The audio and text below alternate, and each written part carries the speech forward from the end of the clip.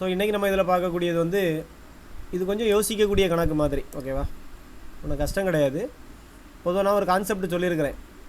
LCM பெருசா HCF பெருசான்னு கேட்டிங்கன்னா value LCM தான் பெருசு. இது ஒரு ஒன் வேர்டில் கூட கேட்கலாம், ஓகேவா? எல்சிஎம் பெருசா ஹெச்சிஎஃப் பெருசான்னு கேட்டிங்கன்னா எப்போவுமே எல்சிஎம் தான் பெரிய வேல்யூவாக இருக்கும். ஸோ இந்த கான்செப்டை நம்ம இங்கே அப்ளை பண்ணோன்னா ஃபஸ்ட்டு பார்த்தீங்கன்னா ஏன்னு ஒரு வேல்யூ கொடுத்துருக்கிறது, பின்னு ஒரு வேல்யூ இருக்குது. ஸோ ஏ மற்றும் பியினுடைய மீப்போமா சரி, அப்போ எல்சிஎம். இந்த மீப்போமா மீச்சிமாலாம் உங்களுக்கு கன்ஃபியூஷனாக இருந்துச்சுன்னா டைரெக்டாக இங்கிலீஷில் பார்த்துட்டிங்கன்னா கரெக்டாக இருக்கும். இந்த LCM of A and B is ஏன்னு கொடுத்துட்டாங்க. ஸோ ஒரு 2 எண்கள் இருக்குது, அதனுடைய எல்சிஎம் ஏன்னு கொடுத்துருக்குறாங்க. ஸோ எல்சிஎம் தான் பெருசாக இருக்கும்னு சொல்லியிருக்கிறேன். அப்போ ஏ அண்டு பி இதில் எது பெருசுன்னு பார்த்தீங்கன்னா எல்சிஎம் தான் வேல்யூ, பெரிய வேல்யூவாக இருக்கும் எப்போவுமே. ஸோ எல்சிஎத்தை நீங்கள் வந்து பெரிய வேல்யூ எடுத்திங்கன்னா அப்போ ஏ பெருசு, ஓகேவா? மொதல் கண்டிஷனில் ஏ பெருசு, ஏ தான் ஃபஸ்ட் அப்படின்னு ஞாபகம் வச்சுருக்கேன். ரெண்டாவது கண்டிஷன் கொடுத்துருக்குறாங்க பி அண்டு சியில். பி என்ன கொடுத்துருக்காங்க? ஆமாம், எல்சிஎம் வந்து பின்னு கொடுத்துருக்குறாங்க. அப்போ பி தான் பெருசு. ஸோ இதில் நமக்கு பி பெருசு கிடச்சிருக்கு, சியை விட பி பெருசு. கடைசியாக ஒன்று கொடுத்துருக்குறாங்க பாருங்கள், கேட்டிருக்கிறது சிக்கும் ஏக்கும் கேட்டிருக்கிறாங்க. ஆல்ரெடி நம்ம பார்த்துட்டோம், பியை விட ஏ பெருசு, சியை விட பி பெருசு. ஸோ ஏயும் பியுமே சியை விட பெருசு. அதான் இதில் வந்து முடிவுக்கு வரீங்க. எப்படின்னா ஏ பியை விட பெருசுன்னு கொடுத்துட்டாங்க. அப்போ ஏ பெரிய ஆள், செலெக்ஷன். அடுத்து பியும் சியும் கம்பேர் பண்ணும்போது யார் பெருசு? பி பெருசு, பியும் செலக்டட் ஆகிருக்காங்க. இப்போ ஏஎம் பியும் சியை விட கம்பேர் பண்ணும்போது பெரிய ஆட்கள், ஓகேவா? அப்புறம் என்ன கேட்டிருக்காங்க? இந்த சிக்கும் ஏக்கும் கம்பேர் பண்ண சொல்கிறாங்க. ஆல்ரெடி தெரிஞ்சு போச்சு சி தான் கடைசின்னு. இப்போ ஏ தான் ஃபஸ்ட்டு. ஸோ ஏ தான் பெரிய ஆள். அப்படிங்கும்போது எல்சிஎம் வந்து என்ன தான் வரும்? ஏ தான் வரும்.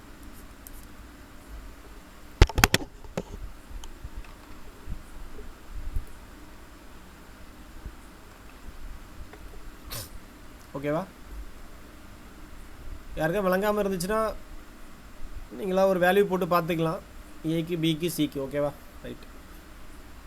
எல்சிஎம்னா பெரிய வேல்யூவாக இருக்கணும். ஏக்கும் பிக்கும் பெரிய வேல்யூ ஏ, அதே மாதிரி பிக்கும் சிக்கும் பெரிய வேல்யூ பின்னா கண்டிப்பாக ஏஎம் பிஎம் தான் பெரிய ஆள் சியை விட கம்பேர் பண்ணும்போது. அதனால் ஏ தான் எல்சிஎம்மாக ஆன்சர்லாம் வரும், ஓகே? இதெல்லாம் காணாமல் படித்து கூட வச்சுக்கிடுங்க, வேறு என்ன பண்ணுறது.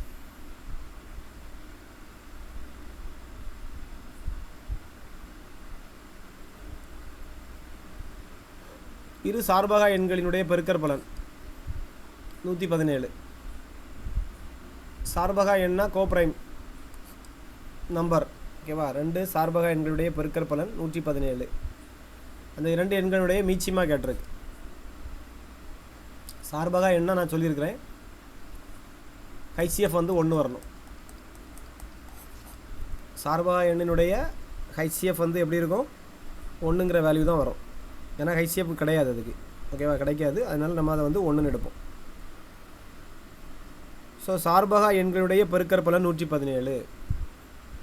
ஏதோ 2 எண்களுடைய பெருக்கற்பலன் XY வந்து என்ன கொடுத்துருக்காங்க? 117ன்னு கொடுத்துருக்குறாங்க, ஓகேவா? அந்த 2 எண்களும் எப்படிப்பட்ட எண்களாம்? சார்பக எண்கள். ஸோ நமக்கு தெரியும் XYனுடைய மதிப்பு எப்படி இருக்கும்? ஈக்குவலாக இருக்கும். எல்சிஎம் இன்ட்டு ஹெச்சிஎஃப் ஃபார்முலாவுக்கு ஈக்குவலாக இருக்கும். x into y equal to LCM into HCF. So நான் சொல்லியிருக்கேன் ஹெச்சிஎஃப்னுடைய வேல்யூ வந்து எத்தனையாக இருக்கும்? 1ஆக இருக்கும். ஸோ பெருக்கிற பலன் தெரியும், XY எவ்வளவு? 117. இதில் போட்டுருங்க. LCM இன்ட்டு ஹெச்சிஎஃப் மதிப்பு 1. So LCM equal to 117. புரியுதா?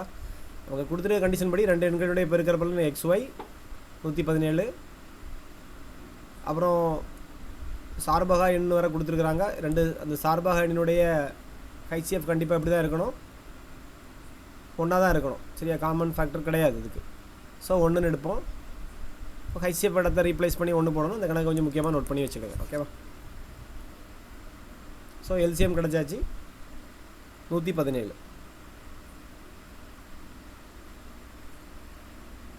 ஸோ மேக்ஸு கொஞ்சம் நீங்கள் இன்னும்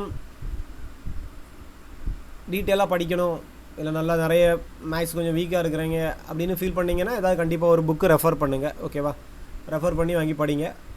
கொஞ்சம் ஈஸியாக இருக்கணும்னா ஆசான் நம்ம ஸ்டூடெண்ட் ஒரு ஆள் வாங்கியிருந்தாங்க, நல்லா இருந்துன்னு சொன்னாங்க. ஓகேவா, ஆசான் பப்ளிகேஷனில் இருக்குது, வாங்கிக்கிடுங்க. இல்லைனா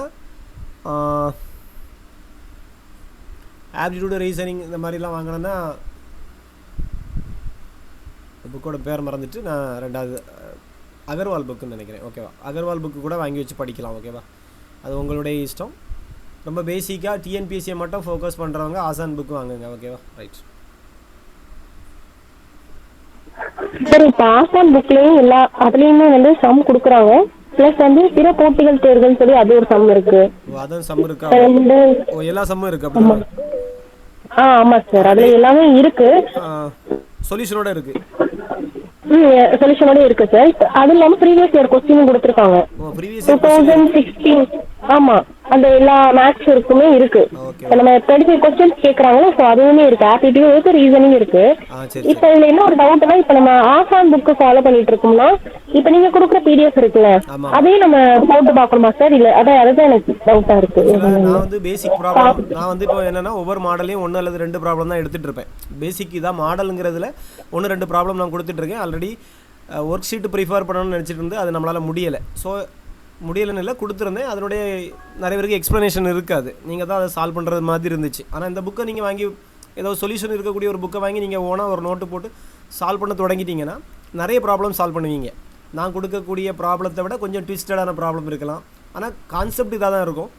பட் கொஸ்டின்ஸ் வந்து கொஞ்சம் டிஃப்ரெண்ட்டாக இருக்கும். அப்போ நீங்கள் நிறைய கொஸ்டின்ஸ் போட தான் எப்படி கொஸ்டின் கேட்டாலும் உங்களால் அந்த கொஸ்டின் அண்டர்ஸ்டாண்ட் பண்ணி அதுக்கு ஆன்சர் பண்ண உங்களால் முடியும். நீங்கள் மொத்தமே நம்ம கொடுக்கக்கூடிய பிடிஎஃப் மட்டும் பார்த்தாச்சுன்னா ஒருவேளை கொஞ்சம் ட்விஸ்ட் பண்ணி கேட்டாங்கன்னா நீங்கள் மைண்ட் அதுக்குள்ளே போகாது.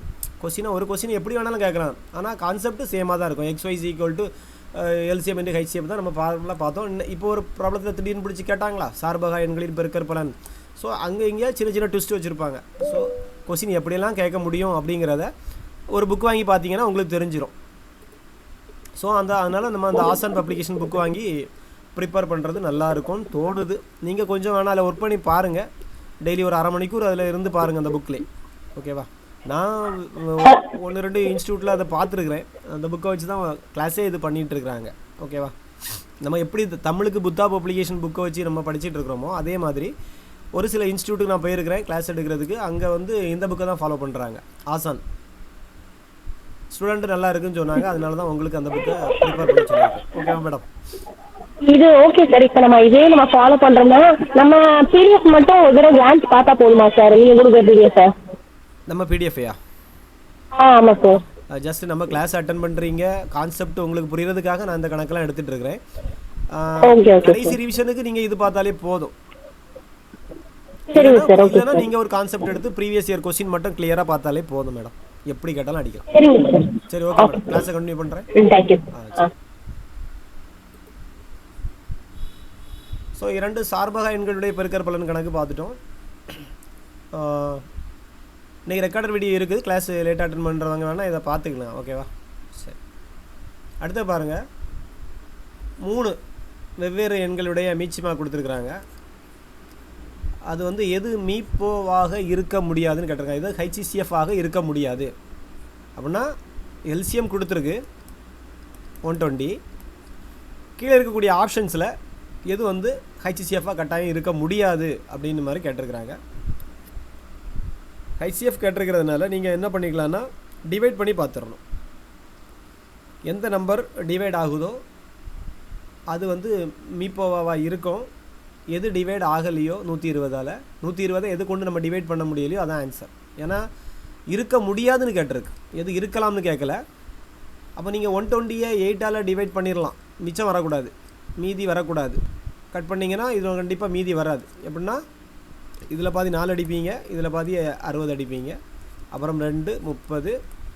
ஸோ இது வந்து கம்ப்ளீட்டாக கட் ஆகுது. கம்ப்ளீட்டாக எது வெட்டுக்கு போகலையோ அதுதான் விடையாக இருக்கும். 120-ஐ 12ஆல் டிவைட் பண்ணிடலாம்.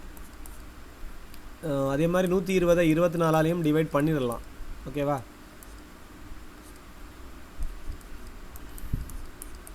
டிவைட் பண்ணிடலாம். ஆனால் இந்த 120 35ஆல் டிவைட் பண்ணி பார்த்தீங்கன்னா உங்களுக்கு ஒரு ஸ்டெப்பு தான் போகும், அடுத்த ஸ்டெப் போகாது. 7 35, 2 10, 5 20. இதுக்கப்புறம் அதை கட் பண்ண முடியாது, மீதி வரும். ஸோ அப்போ நீங்கள் எது மீப்பாவாக இருக்க முடியாதுன்னு கேட்டிங்கன்னா இந்த 35 தான். ஓகேவா?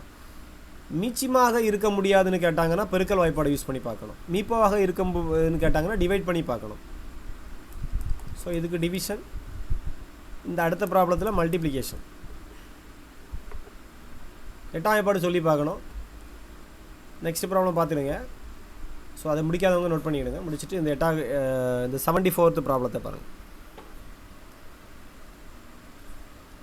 ஸோ இதெல்லாம் ஒவ்வொரு மாடல். ஸோ இதில் நீங்கள் ஒரு 4-5 கணக்கு நீங்கள் ஓனாக போட்டு பார்க்கலாம், இல்லைனா ஏதாவது புக்ஸில் இருந்துச்சுன்னா போட்டு பார்த்தீங்கன்னா உங்களுக்கு மறக்காது.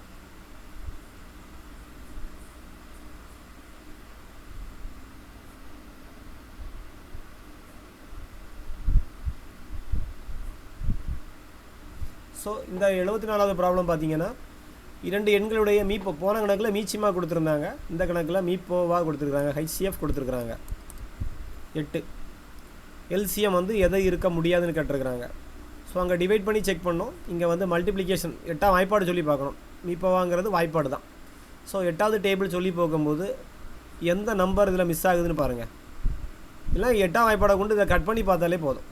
24 8ஆல் வகுத்து பார்க்கணும். 3 8 24 கம்ப்ளீட்டாக போகுது. ஸோ 48ங்கிறதும் 8ஆம் வாய்ப்பாடுக்கு போகும். 8 40, 6 8 48, 7 8 56.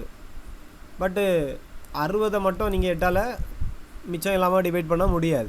ஓகேவா? 4 30 2 15. ஸோ இதுக்கு அப்புறம் பண்ணிங்கன்னா மீதி வரும். 7 2 14, மீதி 1 வரும். ஸோ கண்டிப்பாக எதாக இருக்க முடியாதுன்னு பார்த்தீங்கன்னா 60 வந்து 8ஆல் டிவைட் ஆகாது, அல்லது 8வது டேபிளுக்கு போகாது. ஸோ இது மீச்சிமாவாக இருக்க முடியாது. ஆன்சர் வந்து 60.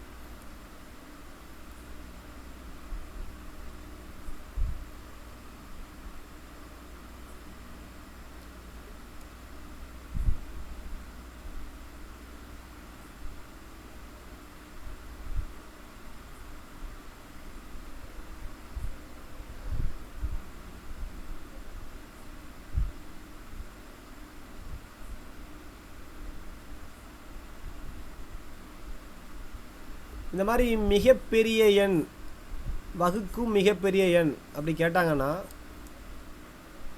வகுக்கும் மிகப்பெரிய எண் கேட்டாங்கன்னா ஹெச்சிஎஃப் கண்டுபிடிக்கணும். ஞாபகம் வச்சுடுங்க. த கிரேட்டஸ்ட் நம்பர் அப்படின்னு கொடுத்துருந்தாங்கன்னா எக்ஸாக்ட்லி டிவைட்ஸ், இந்த வார்த்தையில் நோட் பண்ணி வச்சுடுங்க. கண்டுபிடிக்க வேண்டியது ஹெச்சிஎஃப். உங்களுக்கு பார்த்தாலே தெரியும், மேலே இருக்கிறதெல்லாம் பெரிய எண், ஆப்ஷனில் இருக்கிறதெல்லாம் குட்டி நம்பர், சின்ன சின்ன நம்பர். ஸோ ஹெச்சிஎஃப்பில் தான் சின்ன நம்பர் வரும். அப்படி கூட நீங்கள் ஞாபகம் வச்சுக்கலாம். எல்சிஎம் கண்டுபிடிச்சிடக்கூடாது. ஓகேவா? அப்போ என்ன வந்துச்சுன்னு பாருங்கள்.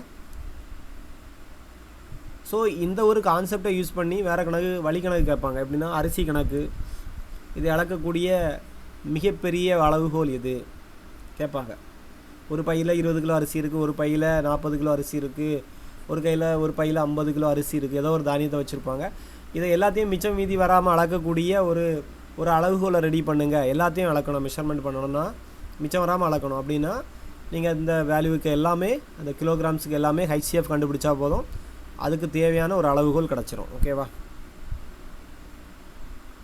அதே மாதிரி வகுக்கும் மிகப்பெரிய எண்கிற கணக்காகும் இது. கான்செப்ட் மட்டும் தான் இது.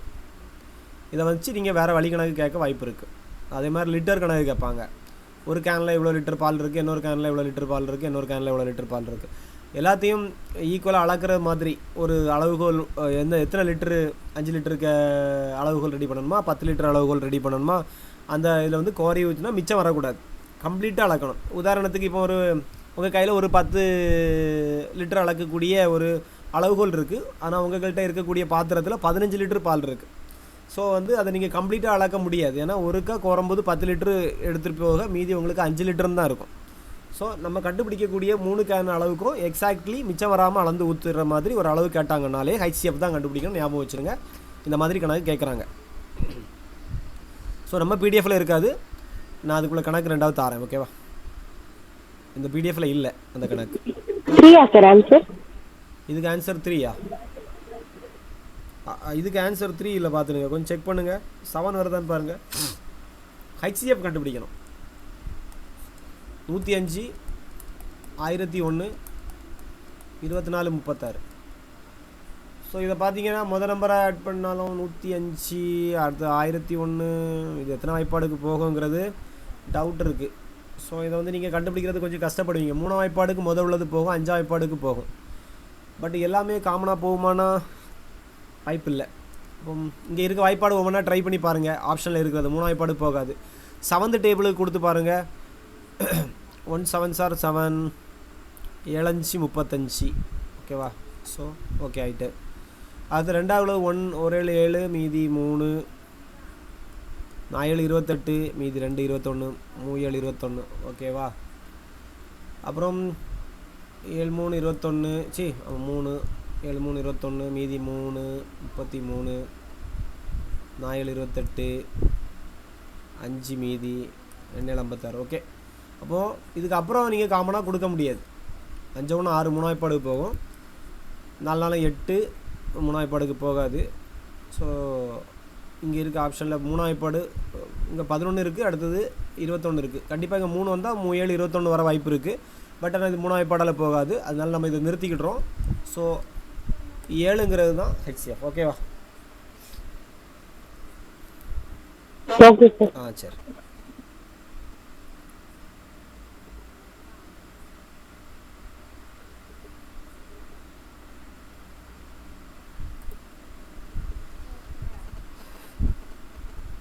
இது ஒரு முக்கியமான கணக்காகும். சரியா? மீதி சமமாக கிடைக்கிறது. இதை நோட் பண்ணி வைக்கணும். மீதி சமமாக கிடைக்கிறது, அதாவது 43 91 183. இந்த 3 எண்ணையுமே ஒரு எண்ணால் நீங்கள் வகுக்க போகிறீங்க. வகுத்தால் வந்து மீதி வந்து சமமாக கிடைக்கும். ஆனால் கண்டிப்பாக அந்த கணக்கில் மீதி கிடைக்குது. ஸோ இப்போ உதாரணத்துக்கு நீங்கள் ஒரு 10 3ஆல் வகுத்தீங்கன்னா 3 9 மீதி 1 கிடைக்கும். ஓகேவா? இதே மாதிரி இந்த 3 நம்பரை வகுக்கும்போது மீதி சமம், எல்லா நம்பருக்குமே மீதி 1 தான் வரணும். ஸோ அந்த எண் எது, எந்த எண் கொண்டு வகுத்தா எல்லாருக்கும் மீதி ஈக்குவலான ஒரு மீதி கிடைக்கும்னு கேட்டிருப்பாங்க. ஸோ இதுக்கு நீங்கள் என்ன பண்ணணும்னா, இது ஒரு கான்செப்ட் தான். இது எப்படி ஞாபகம் வைக்கணும்னா, மீதி சமமாக இருக்குனாலே எல்லா நம்பரையும் கழித்து எழுதணும். இப்போ உதாரணத்துக்கு 43லேருந்து 91 கழிச்சா ஒரு வேல்யூ வரும். அதே மாதிரி 91லேருந்து 183 அல்லது 183லேருந்து 91 கழிச்சாலும் சரி தான். இங்கே வந்து மைனஸ் தேவையில்லை, ஏன்னா எல்சிஎம் ஹைசிஎஃப்க்கு மைனஸ் வராது. ஸோ ஃபஸ்ட்டையும் செகண்டையும் எடுத்தேன், ஃபஸ்ட்டையும் தேர்டையும் எடுத்தேன், இல்லை செகண்டும் தேர்டும் எடுத்தேன். அப்புறம் நீங்கள் எடுக்க வேண்டியது லாஸ்ட்டும் ஃபஸ்ட்டும் எடுக்கணும். 183 மைனஸ் 43. இதில் வரக்கூடிய எண்ணுக்கு எல்லாமே நீங்கள் என்ன பார்த்தா போதும், ஹைசிஎஃப் கண்டுபிடிச்சா போதும். ஸோ ஒவ்வொன்றா மைனஸ் பண்ணி போடணும். மீதி சமம்னாலே அடுத்தடுத்த எண்களை நீங்கள் மைனஸ் பண்ணணும். ஞாபகம் வச்சுக்கோங்க, அடுத்தடுத்த எண்களை மைனஸ் பண்ணி வரக்கூடிய நம்பருக்கு ஹைசிஎஃப் கண்டுபிடிக்கணும். ஸோ 91லேருந்து 43 கழிச்சிங்கன்னா 8, இங்கே ஒரு 11, 8 3 11 48. அப்புறம் 183லேருந்து 91 மைனஸ் பண்ணிங்கன்னா 2 9 92. 183லேருந்து 43 மைனஸ் பண்ணிங்கன்னா 140. ஸோ இவ்வளோத்துக்கும் ஹைசிஎஃப் கண்டுபிடிக்கணும். 48 92 140. ஸோ இதுக்கு ஹைசிஎஃப் கண்டுபிடிச்சி என்ன வரும்னு பாருங்கள். ஸோ எல்லாமே 2 வாய்ப்பாடுக்கு போகும்.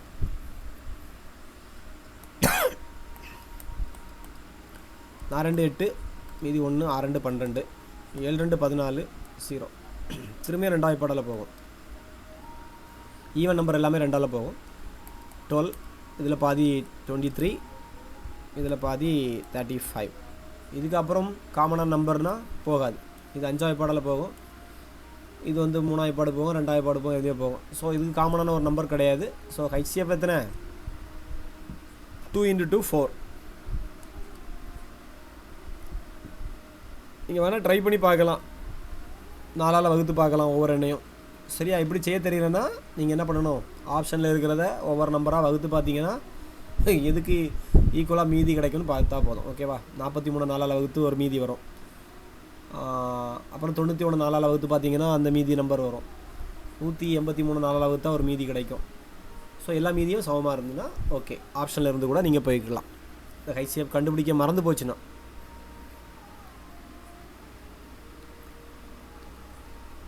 ஸோ கான்செப்ட் புரிஞ்சு தானே? மீதி சமமாக கிடைக்கிறதுனா ஒரு எண்ணை இன்னொரு எண்ணால் டிஃப்ரென்ஸ் எடுத்துகிட்டு அதுக்கு HCF கண்டுபிடிக்கணும். ஸோ நோட் பண்ணிவிடுங்க.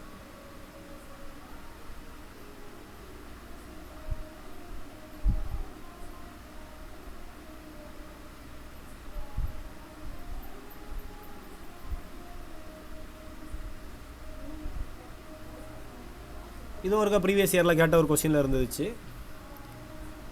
இந்த கொஸ்டின் வந்து சிலவங்களுக்கு புரியாத மாதிரி இருக்கும். எண்ணுன்னு கொடுத்துருப்பான். என்ன ஒரு பெரிய எண்ணை கொண்டு, அது எந்த எண் தெரியல, அந்த எண்ணை கொண்டு இந்த எண்ணை வகுக்கும் பொழுது மீதி சமமாக கிடைக்கிறது. இந்த லைனை நீங்கள் நோட் பண்ண சொல்லுங்கள். மீதி சமமாக கிடைக்கிறதுனாலே ஒரு எண்ணை இன்னொரு எண்ணால் மாற்றி மைனஸ் பண்ணி வரக்கூடிய நம்பருக்கு என்ன பார்க்கணும்? HCF பார்க்கணும். இதுதான் கான்செப்ட். ஸோ நான் ஃபஸ்ட்டு 2ஆவது நம்பர்லேருந்து முதல் நம்பர், இல்லைனா பெரிய இந்த முதல் நம்பர்லேருந்து 2ஆவது நம்பர் எப்படி வேணாலும் மைனஸ் பண்ணிவிடுங்க. 1305ஐயும் 4665லையும் மைனஸ் பண்ணி ஒரு வேல்யூ வரும். அப்புறம் 4665 மைனஸ் 6905 இதுக்கு ஒரு வேல்யூ கிடைக்கும். அப்புறம் ஃபஸ்ட்டும் லாஸ்ட்டையும் மைனஸ் பண்ணணும்.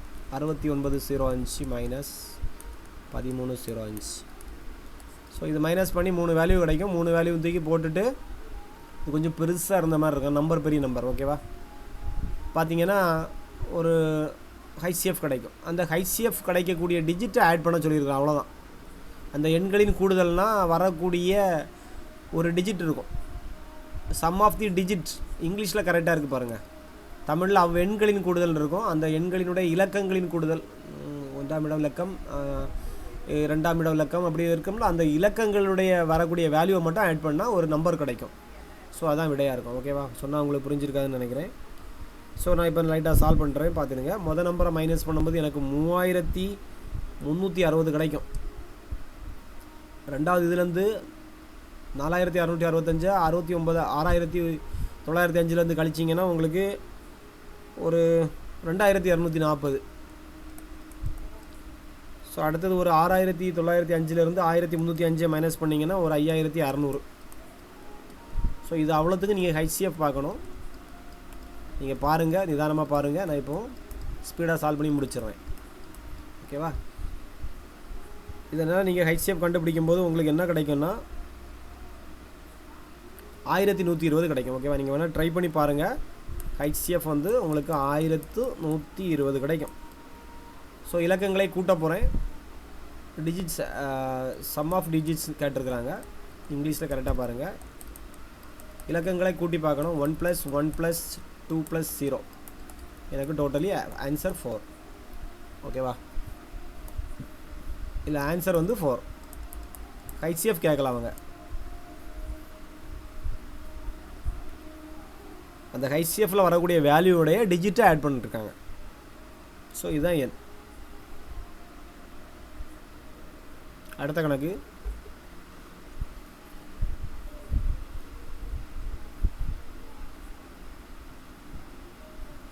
ஸோ HCF நீங்கள் சால்வ் பண்ணி பாருங்கள், ஓகேவா? 1120 வருதான்னு பாருங்கள். அடுத்த கணக்கு. ஸோ நமக்கு அடுத்த மேக்ஸ் வந்து நமக்கு சிம்பிள் இன்ட்ரெஸ்ட்டு, காம்பவுண்ட் இன்ட்ரெஸ்ட், அப்புறம் வந்து ரீசனிங்கில் வந்து டைரக்ஷன், ஓகேவா? ஸோ இந்த வாரம் நம்ம அதை தான் கிளியர் பண்ணி விடணும். சிம்பிள் இன்ட்ரெஸ்ட் இன்றைக்கி நான் ரெகுலர் பேட்சில் ஸ்டார்ட் பண்ணி விட்டுட்டேன். ஸோ நமக்கு இது பேலன்ஸ் இருந்ததுனால தான் இப்போ நம்ம கண்டினியூ பண்ணுறோம் HCF-ஐ, LCM HCF-ஐ. ஸோ சிம்பிள் இன்ட்ரெஸ்ட் லைட்டாக நாளைக்கு பார்த்துடலாம், ஓகேவா? நமக்கு நாளை கழிச்சு தான் எக்ஸாம். டே டெஸ்ட்டு 10 வரும்னு நினைக்கிறேன், ஓகேவா?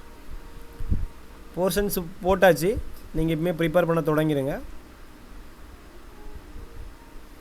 ஸோ விட்டுறாதுங்க. Okay okay. அடுத்த கணக்கு பார்ப்போம். பாருங்கள், அனைத்து மீதிகளும் சமம்னு பார்த்துருக்குறோம். ஆனால் இங்கே என்ன கொடுத்துருக்கு பாருங்கள், அனைத்து மீதிகளும் 12. இதை நீங்கள் நோட் பண்ணணும். இது ஒரு மாடல். அனைத்து மீதிகளும் சமம்னா மாற்றி கழிக்கணும். அனைத்து மீதிகளும் 12ன்னு கொடுத்துருக்காங்கன்னா மீதியெல்லாம் மைனஸ் பண்ணால் போதும். எல்லா நம்பர்லேயும் ஒரு 12 மைனஸ் பண்ணணும்.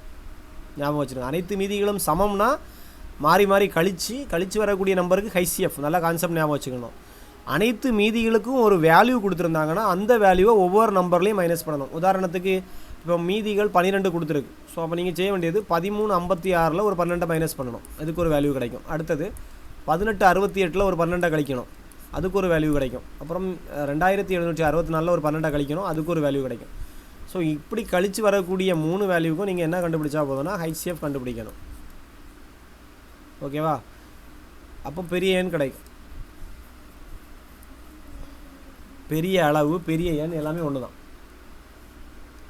அரிசி கணக்கு, பால் கணக்கு, அதே மாதிரிப்பட்ட மீனிங்கில் தான் இந்த கணக்கும் வருது. ஸோ நீங்கள் இதில் கழிச்சிங்கன்னா உங்களுக்கு ஒரு 4, அப்புறம் இதில் ஒரு 4, 13, 44 என்ன மணிக்கும். அப்புறம் இதில் ஒரு 6, இதில் ஒரு 5, இதில் ஒரு 18, சரியா? இதில் ஒரு 2, இதில் 5, 27, 52. ஓகேவா? இது அவ்வளோத்துக்கு நீங்கள் என்ன எடுக்க போகிறீங்கன்னா ஹைசிஎஃப் எடுக்க போகிறீங்க. கரெக்டாக வந்திருக்கா? 13, 44, 18, 56, 27, 52. ஓகே. அப்போது ஹைசிஎஃப் ஆஃப் நீங்கள் இதெல்லாம் 13, 44 நீங்கள் தான் கண்டுபிடிக்கணும். 18, 56 டைம் இல்லை, 27, 52. ஓகேவா? இதுக்கு ஹைசிஎஃப் கண்டுபிடிச்சிங்கன்னா உங்களுக்கு வந்து 64 கிடைக்கும். ஓகேவா? என்ன கிடைக்கும்? சால்வ் பண்ணி பாருங்கள், கரெக்டாக வருதான்னு பார்த்துங்க. ஓகேவா? ரைட். ஸோ இது ஒரு ஸ்க்ரீன்ஷாட் போட்டு வச்சுருங்க, இல்லைன்னா நோட் பண்ணி வச்சுருங்க.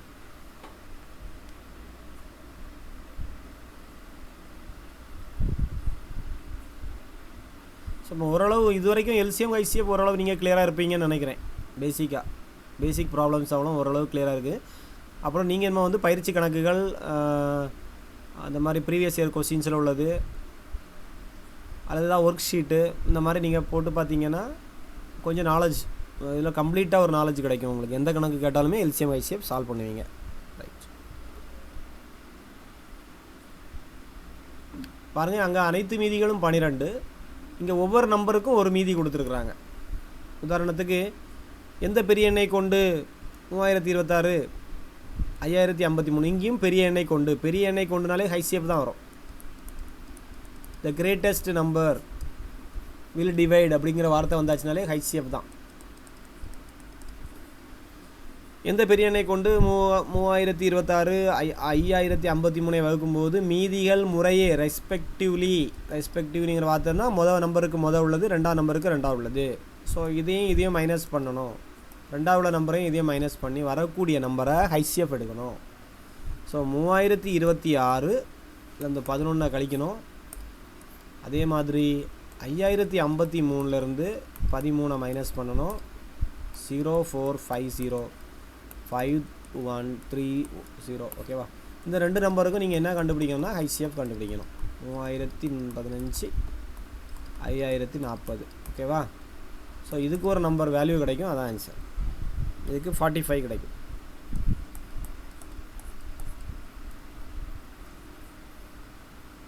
ஸோ அப்போ நம்ம இதில் கழிக்கக்கூடியதில் 3 மாடல் பார்த்துருக்குறோம். ஒன்று அனைத்து மீதிகளும் சமம்னா நம்பரை மாற்றி கழித்து அதுக்கு ஹைசிஎஃப் கண்டுபிடிச்சோம். அனைத்து மீதிகளுக்கும் ஒரே வேல்யூ கொடுத்துருந்தாங்கன்னா எல்லா வேல்யூவும் அந்த நம்பரால் மைனஸ் பண்ணி அதுக்கு ஹைசிஎஃப் கண்டுபிடிக்கிறோம்.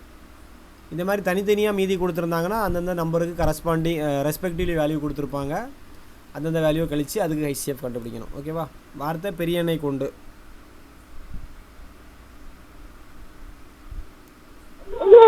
Okay sir. ஓகே, புரியுது சார், புரியுது.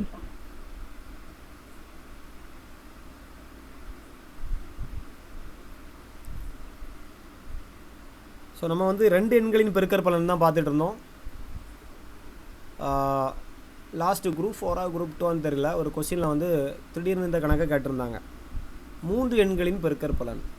ஸோ நமக்கு ஃபார்முலா 2 எண்களின் பெருக்கற் பலன் இருக்குது. x × y = LCM × HCF. அங்கே பாருங்கள் 3 எண்களின் பெருக்கற் பலன்.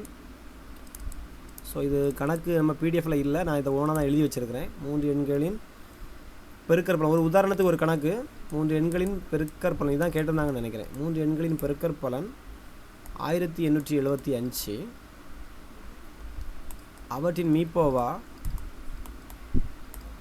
HCF ஆகும். அவற்றின் HCF மீப்போவா 5. எல்சிஎம் கேட்டிருக்கிறாங்க.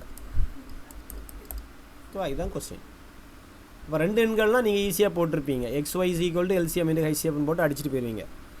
இங்கே வந்து 3 எண்களின் பெருக்கற்பலன் கொடுத்துருக்கிறதுனால இந்த கணக்கை நீங்கள் எப்படி தான் டீல் பண்ணணும்னா, ஒரு எண் எக்ஸ், இன்னொரு எண் ஒய், இன்னொரு எண் இசட், ஓகேவா? அப்படின்னு நம்ம எடுப்போம். அதில் தான் தப்பு பண்ணுவீங்க. அங்கே ஹைசிஎஃபினுடைய மடங்காக தான் நம்ம எடுக்கணும், ஞாபகம் வச்சுருங்க. ஹைசிஎஃப்னா காமன் ஃபேக்டர், 5ஆம் வாய்ப்பாடால் போகக்கூடிய நம்பராக தான் இருக்கணும் இதெல்லாம்.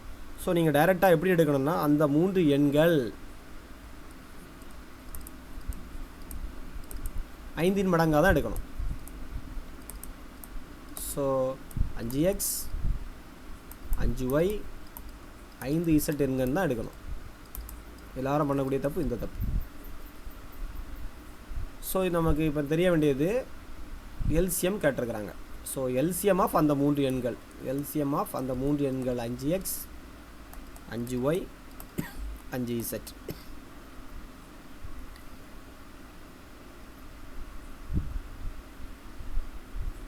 ஓகேவா?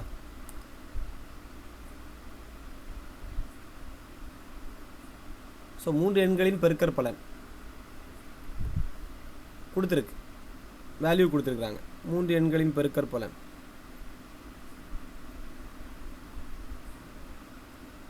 5x 5y 5z பெருக்கற்பலன் கொடுத்துருக்குறாங்க 1875.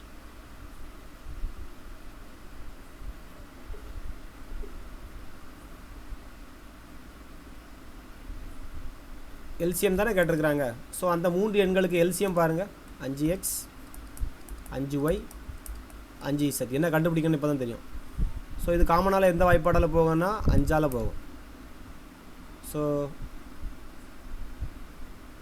X Y Z. ஸோ இப்போ இதுக்கு எல்சிஎம் என்ன வரும்? எல்லாத்தையும் பெருக்கி போடணும். 5 எக்ஸு ஒய் இசட். இப்போ எல்சிஎம்ங்கிறது என்ன கண்டுபிடிக்கணும்? 5x y z கண்டுபிடிக்கணும். ஓகேவா? அப்போ நமக்கு இதில் எதை மட்டும் தான் நம்ம ஐடென்டிஃபை பண்ணி வைக்கணும். 5x y z மட்டும் வேணும். அப்போ 5x y z மட்டும் வேணும், மீதியெல்லாம் அங்கே கொண்டு போயிடணும். ஸோ இந்த ஒரு 5 எடுத்துக்கிறேன், இந்த எக்ஸ் எடுத்துக்கிறேன், இந்த ஒய் எடுத்துக்கிறேன், இந்த இசட் எடுத்துக்கிறேன். எனக்கு தேவையில்லாமல் இருக்கிறது இந்த 5, இந்த 5 தேவையில்லை. இது ரெண்டுமே அந்த சைடு கொண்டு போயிடணும். 1875 டிவைடட் பை இந்த 5 × இந்த 5. புரிஞ்சா? இப்போ இந்த கணக்கு புரியாத மாதிரியே இருக்கும். இது ஆக்சுவலாக எப்படின்னா, ஃபஸ்ட்டு வந்து 3 எண்களுடைய பெருக்கற்பலன் கொடுத்துருக்குறாங்க, அப்படியே வார்த்தையாக இருக்குது. அந்த 3 எண்களை எடுக்கிறதுல தான் நீங்கள் தப்பு பண்ணுவீங்கன்னு சொன்னேன். ஏன்னா ஹைசிஎஃப் கொடுத்துருக்குறான். அப்போ அந்த 3 எண்களை எப்படி எடுக்கணும்னா 5x 5y 5z எடுக்கணும். எடுத்து வச்சிட்டிங்களா? அந்த 3 எண்கள் எப்படி இருக்குது. ஸோ இந்த 3 எண்களுக்கும் அவன் எல்சிஎம் கேட்டிருக்கிறாங்க. ஸோ அதே நீங்கள் தெரியாத நம்பருக்கு நீங்கள் எல்சிஎம் கண்டுபிடிக்கிறீங்க. 5x 5y 5zக்கு எல்சிஎம் எடுக்கிறீங்க. காமனாக இது 5ஆவது வாய்ப்பாடால் போகும். ஸோ 5 கொடுக்குறீங்க. 1 5 5 2 5 10ன்னு போட முடியாது, ஏன்னா மேலே எக்ஸாக இருக்குது. அப்போ எக்ஸும் 5ஐயும் பெருக்குனா தான் 5x கிடைக்கும். ஸோ அதனால் கீழே ஒரு எக்ஸ் போட்டு 5ஐயும் எக்ஸையும் பெருக்கி 5x. அதே மாதிரி கீழே ஒரு ஒய்யை போட்டு ஒய்யும் 5ஐயும் பெருக்கி 5y. அதே மாதிரி கீழே ஒரு இசட்டை போட்டு 5ம் இசட்டையும் பெருக்கி 5z வச்சிங்க. இதுக்கு மேலே கொடுக்க முடியாது. எல்சிஎம்மை பொறுத்த வரைக்கும் எல்லாத்தையும் மல்டிப்ளை பண்ணணும். இது இது இது இது. அதாவது ஹைசிஎஃபாக இருந்துச்சுன்னா நீங்கள் இதை மட்டும் தான் எடுத்திருப்பீங்க, 5 மட்டும் தான் எடுத்திருப்பீங்க. கொஸ்டினில் கேட்டிருக்கிறது எல்சிஎம். ஸோ அதனால் இது இவ்வளவும் கம்ப்ளீட்டாக நீங்கள் மல்டிப்ளை பண்ணுறீங்க. 5 25 25 125ன்னு போட்டுறக்கூடாது. சரியா? நிறைய பேர் பண்ணக்கூடிய தப்பு அதில் பண்ணிடுவீங்க. 5 பெருக்கல் 5 பெருக்கல் 5 125 எக்ஸ் ஒய் செட்னு போட்டுருவீங்க. ஆனால் நமக்கு கேட்டிருக்கிறது வந்து எல்சிஎம் கேட்டிருக்காங்க. எல்சிஎம் அந்த 3 எண்களுக்கும் எப்படி தான் வரும்னா 5x y z தான் எல்சிஎம் வரணும் அப்படிங்கிறத நம்ம ஐடென்டிஃபை பண்ணிட்டோம். ஸோ அப்போது அவன் ஒரே ஒரு ஹிண்ட் தந்துருக்கான். அந்த 3 எண்களையும் பெருக்குனீங்கன்னா 1875. அந்த 3 எண்களையும் நான் பெருக்கிறேன் எனக்கு 1875. நமக்கு எல்சிஎம் எவ்வளோ கண்டுபிடிக்கணும்? 5x y z கண்டுபிடிச்சா அது ஆன்சராக வந்துடும், எல்சிஎம்மாக வந்துடும். ஸோ இந்த ஈக்குவேஷனில் இருந்து நான் என்னதான் ஃபைண்ட் அவுட் பண்ணுறேன்னா 5x y z மட்டும் தனியாக எடுக்கிறேன், மீதி பிரித்து எடுத்துகிட்டு மீதி அப்படியே அந்த சைடு தள்ளி விட்டுறேன். அந்த சைடு தள்ளி விட்டாச்சுன்னா கட் பண்ணுறேன், ஆன்சர் அடிக்கிறேன். ஓகேவா? இப்போ நமக்கு என்ன கிடைக்கும்? கட் பண்ணிங்கன்னா 5ஆம் வாய்ப்பாடு அடிச்சிங்கன்னா 3 5 15, மீதி 3, 7 5 35, மீதி 2 5 25. திரும்ப 5ஆல் அடிச்சிங்கன்னா 7 5 35, மீதி 2 5 25. 75ங்கிறது ஆன்சர். ஓகே, நல்லா புரிஞ்சு வச்சுக்கோங்க. நம்ம 2 எண்களையும் பெருக்கற்பலன் தான் பார்த்துருக்கோம். இது 3 எண்களையும் பெருக்கற்பலன் நோட் பண்ணி வச்சுக்கோங்க. லாஸ்ட் கணக்கு இன்னைக்கு.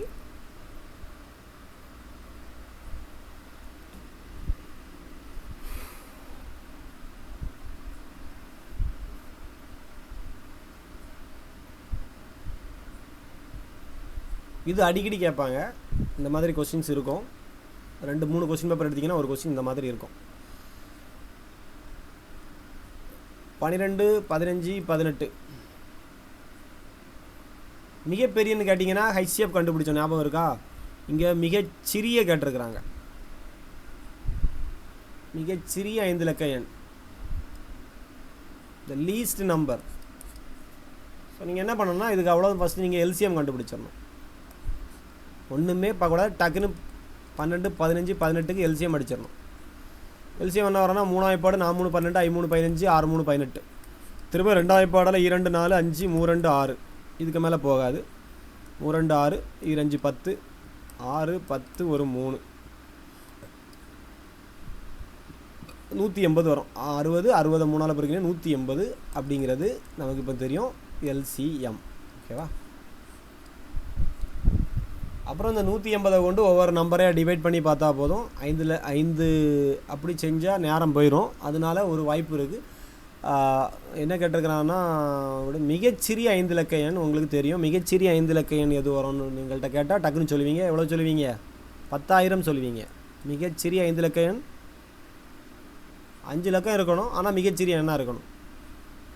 இதுக்கு முன்னாடி வரைக்கும் உள்ள நம்பர் 4 டிஜிட்டாக இப்படி இருந்திருக்கும். 4 டிஜிட்டில் பெரிய எண் இதுதான். 9 9 9 9 கூட 1 ஆட் பண்ணிங்கன்னா உங்களுக்கு 10,000 மாறும். இது 5 டிஜிட்டில் உள்ள மிகச்சிறிய எண். 5 டிஜிட்டில் மிகப்பெரிய எண்ணா எப்படி போடுவீங்க? 5 9 போடுவீங்க. ஸோ 5 இலக்க எண்ணில் மிகச்சிறிய எண் இங்கே ஆப்ஷனில் இருக்கிறது எதுன்னு கண்டுபிடிக்கணும். அதுக்கு நம்ம என்ன பண்ணணும்னா இந்த மிகச்சிறிய எண்ணை ஃபஸ்ட்டு எடுக்கணும். நீங்கள் 10ஆம் கிளாஸில் ஏபிஜிபி படிக்கும்போது 300க்கும் 500க்கும் இடையே 3ஆல் வகுப்படும் மிகப்பெரிய எண்ணத்தை அவனை கண்டுபிடிக்கணும் ஒரு கொஸ்டின் இருக்கும். சரியா? அதே மாதிரி இந்த கான்செப்டை நம்ம எடுக்க போகிறோம். ஃபஸ்ட்டு என்ன பண்ணணும்னா மிகச்சிறிய எண்ணெய் எடுத்து உள்ளே வைக்கிறோம். கிடச்சிருக்க எல்சிஎம்மை கொண்டு வகுக்கிறோம். எத்தனைக்கு போகும் இது? 180.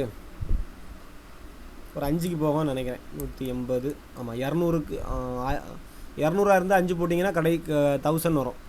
ஸோ அதனால் நம்ம அதுக்கு குறைச்சனெல்லாம் 5 போடுவோம். 5 போட்டு I00 I8 40 மீதி 4 5 5 900 வருது.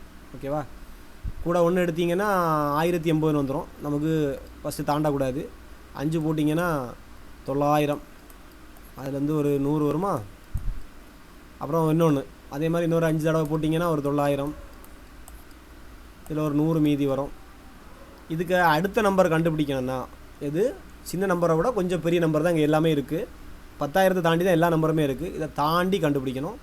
அப்படிங்கும்போது இது ரெண்டையும் மைனஸ் பண்ணுவோம். அங்கே ஞாபகம் 10ஆம் கிளாஸில் படிச்சிருப்பீங்க. இது ரெண்டையும் மைனஸ் பண்ணி இதில் வரக்கூடிய ஆன்சரை இது கூட ஆட் பண்ணணும். இது கூட ஸோ 180லேருந்து 100 கழிச்சிங்கன்னா 80 வரும். அந்த 80 கொண்டு அந்த 1,00,000 கூட 10,000 கூட ஆட் பண்ணிங்கன்னா 10,080ங்கிறது ஆன்சர் எங்கே இருக்குது? இந்த இருக்குது. ஸோ இந்த கணக்கை நல்லா நோட் பண்ணி வச்சு படிக்கணும். புரியுதா? 10,000 + 80 10,080. நீங்கள் வேணால் ஒவ்வொரு இதாக வகுத்து பார்ப்பீங்க. இல்லைனா இது தெரிந்த கான்செப்ட் தெரியாட்டா என்ன பண்ணுவோம் தெரியுமா? நான் முதல்ல அப்படி செஞ்சுருக்கேன். இந்த ஸ்டார்டிங் நான் டிஎன்பிஎஸ்சி படிக்க நேரங்களில் எனக்கு இந்த கான்செப்ட் ஞாபகம் இல்லை. வகுக்கணும், கழிக்கணும், கூட்டணும், என்னடா இது அப்படின்னா ஞாபகம் இருக்காது. எனக்கே ஒரு நாள் பார்க்கக்கூடிய கணக்கில் சொல்லியும் தந்திருக்க மாட்டாங்கன்னு நினைக்கிறேன். நான் என்ன பண்ணுவேன்னா இருந்து வகுப்பேன். 12 15 18 கொண்டு ஒவ்வொரு ஆப்ஷனையாக வகுத்து ஆன்சரை கண்டுபிடிப்பேன். அதோட எக்ஸாம் டைம் முடிஞ்சு போகும். சரி, அப்படின்னு செய்யலாம். உங்கள் குருட்டு லக்குக்கு என்ன நடக்கும்னா ஃபஸ்ட்டு ஆப்ஷன்லேயே நம்ம விடையாக இருந்துச்சுன்னா நம்ம செஞ்சிடும். 12ஆல் வகுத்து பார்ப்போம், 15ஆல் வகுத்து பார்ப்போம், 18ஆல் வகுத்து பார்ப்போம். இதில் இருக்கக்கூடியதிலே சிறிய எண் வந்து 10,010 தான். இது ஈஸியாக அந்த 3 நம்பராலையும் வகுத்துட்டுனா ஓகே. வகுக்கலன்னா அடுத்த நம்பரையும் திரும்ப இதே மாதிரி செக் பண்ணணும். ஓகேவா? அப்படி டைம் இழுத்துரும். அதுக்கு பேசாமல் என்ன பண்ணிட்டா போதும், டக்குன்னு எல்சிஎம் கண்டுபிடிக்கணும். எல்சிஎம்மை கண்டுபிடிச்சிட்டு கொடுத்துருக்க 5 இலக்க மிகச்சிறிய எண்ணை போடுறோம். போட்டுட்டு வகுத்து மீதி வரதை அதுலேருந்து கழிச்சிட்டு கூட்டுறோம். அவ்வளோதான். ஸோ ஞாபகம் வச்சுருங்க. இன்றைக்கி பார்த்தா இன்றைக்கி ஞாபகம் இருக்குது, நாளைக்கு ஞாபகம் இருக்காது. ஸோ இன்றைக்கி இந்த 80வது ப்ராப்ளத்தோடு முடிச்சுக்கிறேன் இப்போதைக்கு. அப்புறம் நேற்றுக்கு ஒரு முக்கியமான கரண்ட் அஃபேர்ஸ் நேற்றுக்கு இருந்துச்சு. இனிமேல் கொஞ்சம் கரண்ட் அஃபேர்ஸை நம்ம இனிமேல் கவர் பண்ணணும். ஓகேவா? பேப்பர் நியூஸ் கிளியராக பார்த்தாலே போதும். முக்கியமாக சயின்டிஃபிக்கு, உதாரணத்துக்கு நேற்றுக்கு என்ன ஒரு ராக்கெட் ஏவிட்டு இருந்தாங்க. என்ன ராக்கெட்? தனியார் ராக்கெட்டா? நேற்றுக்கே முந்தா நாளா? யாராவது சொல்லுங்கள் பார்ப்போம் அந்த ராக்கெட்டோடைய நேம். முந்தா நாள் சார். விக்ரமா? விக்ரம் ஆர்பிட்ட நோக்கி போகுது. விக்ரம் 1ன்னு ஒன்று இருந்துச்சு. ஓகேவா? ஆமா, தனியார் நிறுவனத்தில் ஃபர்ஸ்ட் அது இயக்கணும். சரி, இல்லை ஒரு நிமிஷம் எடுத்து வச்சிருந்தேனே, போயிடுச்சா? இதாக இருக்குது, தெரியுதா? விக்ரம் 1 என்பது இந்தியாவினுடைய முதல் தனியார் சுற்றுப்பாதை ராக்கெட் ஆகும். ஓகேவா? இது எந்த கம்பெனி நிறுவிச்சுன்னு கொடுத்துருப்பாங்க? ஸ்கைரூட் ஏரோஸ்பேஸ்னுங்கிற ஒரு நிறுவனம். இதெல்லாம் நோட் பண்ணி அப்படியே படிக்கணும், எழுதி வச்சுக்கணும். அப்புறம் எங்கே ஏவப்பட்டதுன்னா ஸ்ரீஹரிகோட்டா தான். அது எங்கே இருக்குதுன்னு தெரிஞ்சுக்கணும். எங்கே இருக்குது? ஆந்திராவில் இருக்குமா? சதீஷ் தவான் விண்வெளி மையத்திலிருந்து ஏவப்பட்டது. அப்புறம் இதனுடைய திட்டத்தினுடைய பேர் என்னென்னு கேட்பாங்க. ஆகமன் திட்டம் அப்படின்னு ஒரு திட்டம் இருக்குது. ஆகமன்னா தொடக்கம், மிஷன் ஆகமன் இருக்குது. இவ்வளோ வார்த்தைகள் படிக்கணும். வரோம் விக்ரம் 1ஓட நிறுத்திக்கிடாதுங்க, கொஞ்சம் உள்ளேயும் இறங்கி படிக்கணும். மிஷன் ஆகமன் என்பது முதல் சுற்றுப்பாதை பயணத்தை, இந்த திட்டத்துக்கு பேர் மிஷன் ஆகமன். அப்புறம் 3வது நாடுன்னு போட்டிருக்கிறாங்க. எதுக்கும் அடுத்தபடியாக உலக அளவில் அமெரிக்கா சீனாவிற்கு அடுத்ததாக 3வது நாடாக இந்தியாவை மாற்றியிருக்கு இந்த ஆகமன் திட்ட வெற்றி. இது எதனால் உருவாக்கப்பட்டதுன்னு பார்த்தீங்கன்னா, எடை குறைந்த கார்பன் இருக்குது. கார்பன் கேள்விப்பட்டிருப்பீங்க, கார்பன் நானோ டியூப்ஸ். அந்த கட்டமைப்பில் மெட்டல்னால இல்லை, கார்பன் கொண்ட ஒரு கலப்பு உலோகத்தினால செஞ்சுருக்கிறாங்க. கிராஃபைட்டு, கார்பன் படிச்சிருப்பீங்க. வெயிட்டு கம்மியாக இருக்கும், அதனால வந்து அந்த இது வந்து இந்த எரிபொருள் சீக்கிரமாக செலவிடலாம் அந்த மாதிரி. அப்புறம் ஏவியானிக்ஸ்லாம் இருக்குது, மாடுலர் ஏவியானிக்ஸ். அப்புறம் வேறு எதாவது முக்கியமாக இருக்குதுன்னு பார்த்தீங்கன்னா, சரி நான் கிளாஸ் முடிச்சுக்கிறேன்ப்பா, பாய்.